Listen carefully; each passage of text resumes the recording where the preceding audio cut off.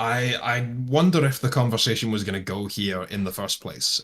You said in a previous video something that I've been thinking about sort of since then, the back of my mind, and you said something along the lines of when it comes to politics or when it comes to social like Hmm. opinionated things, people are afraid to be extremist. People want to sit on the fence.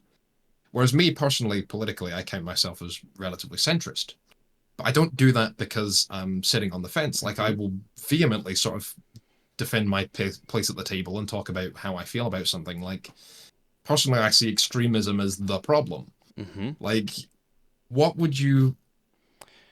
I guess is there a solution to that? Like, what would you say is the best way to avoid like both sitting on the fence but also being extremely one side or the other and being divisive about that? Like, Hmm. where's the ground that you think is best for people to sit? That's a really good question.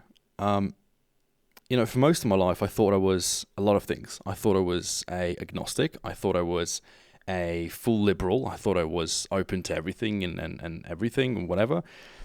But as I've grown up, I've actually realized I'm quite religious in some weird way, and I'm extremely right wing with a lot of opinions, with what's going on in the world. And what I find on the fence for me is that quote from episode 3 of Star Wars, where I think it was Obi-Wan who says, only Siths deal with absolutes.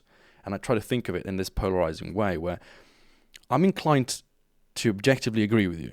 It would be better if you were all sort of in the middle somewhere, right? Trying to be as neutral as possible. But I've always used this example when it comes to, and I hate mentioning the LGBT stuff, but if on one end you have the complete liberal side of you and you say anybody can choose whatever gender they want, anybody can choose whatever pronouns and stuff like that, then I'm inclined to think that in order for this equation to function, we have to also allow the most hardcore, racist, KKK loving redneck to have his say. Because if you're going to mute him, then you would also have to mute the other extreme. And I don't know if there is a solution per se. Because if you asked me, I was talking about when it comes to politics to a friend, he said, I think it was actually a woman, she was really offended by what I said, but I said to her question, which was, what do you think would be the optimal political sort of standpoint? I said, a benevolent dictator. Essentially, one person who's in charge of the entire world, but he's doing it for the benefit of the world. And It's sort of a utopic thing that it is like extremely in, utopic, a, in an ideal sense it would actually see it's kind of like I try and go into a lot of things neutral, but I come out of very few things neutral. Hmm. There's always an opinion formed somewhere along the way, and sort of standing on one side of the fence or the other. But I completely get you when you're like, if you were to allow everything, you have to think about like you're allowing the abuse of that thing as well. Hmm. Like you can't just go fully one side or the other. Um, Maybe think of it this way: if I'm sitting at the extreme end, let's say on the right, and you're sitting, quote unquote, on the fence in the middle, as you said, you tend to start in the neutral position, but you get pulled a little bit to one side depending on who you're talking to.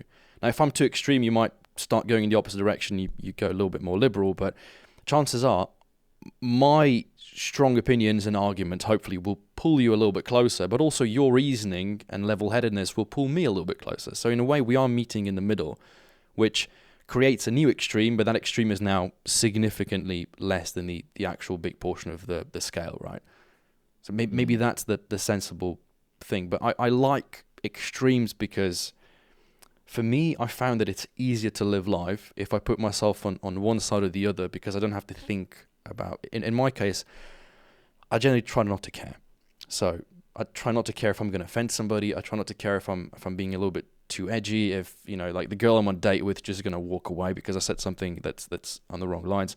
I'd rather be myself, hardcore authentically, and offend some people and risk offending many than to be too neutral and perhaps risk out a good debate.